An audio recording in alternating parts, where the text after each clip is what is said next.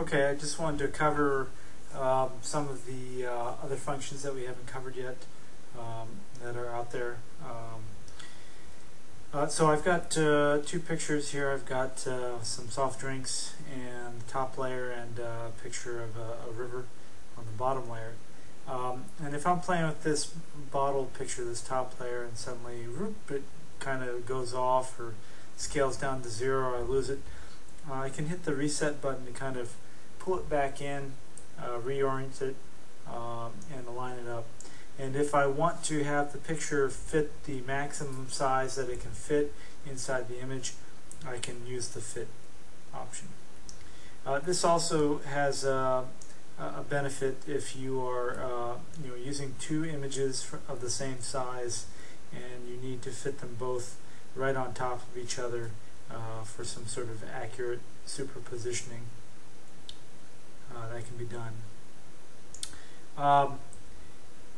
We've kind of covered before the erase function is covered in another tutorial.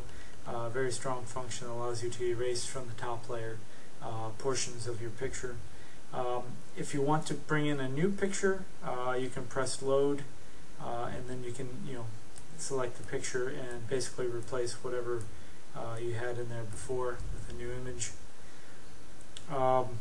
And you can do that on either the top or bottom. We've covered the load function there. Then you can also do a flip. So if you happen to have pulled them into the wrong level, the layers, you can put the top layer into the bottom and vice versa with the flip function. Then you can work from there.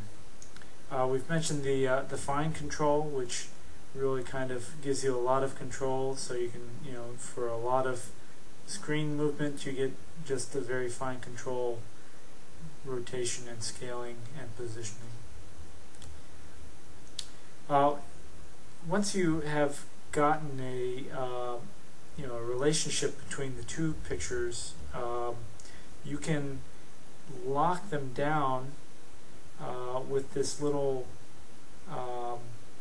chain link here, which shows that they have then been linked together. So now, as you rotate and scale, you can maintain the two images relative to each other if you've gotten them lined up just perfectly, and then you want to continue to scale or rotate or position the total image. And then you have some menu options. A couple of nice things here. This Force Gallery update will force your computer to do a media scan. I find that when I'm using other apps, sometimes they don't correctly update the gallery, and you're left waiting for minutes or sometimes even hours for your phone to re-scan your gallery. You can force that with this button here, so it allows you to maybe more quickly grab images that you've altered with other apps.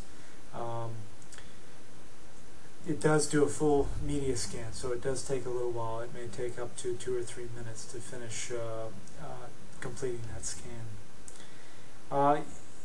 Again, the Get More Tools function just brings up some other apps that you might find useful. And you have the instructions, which you probably already clicked on if you're watching some of these videos, and the preferences. I'll explain some of those. Obviously, the high-res for the Pro version basically saves the pictures in a much higher resolution. I guess if you have very large images or very small memory space, you could run into some problems there with force closures if you don't have enough memory to handle the size images you're working with. That being said, I've got basically some warnings that come up if you're getting low on memory, if you're performing operations or using pictures that are very large size. We'll try to scale those pictures so that they can come into the available memory.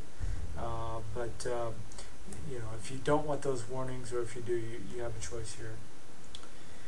And then two of the behavior options, when you start up the app, if you just want to randomly load pictures instead of picking them, you can just hit back out of the first dialog box that comes up, and the app will automatically load 2 random pictures for you. If you like that, good. If you don't, just you can turn it off. And then finally, just the automatic resize. So the images typically get scaled up to fill the space available to them. That's that fit option. So it automatically performs that fit option on each image when they come in. And that's it.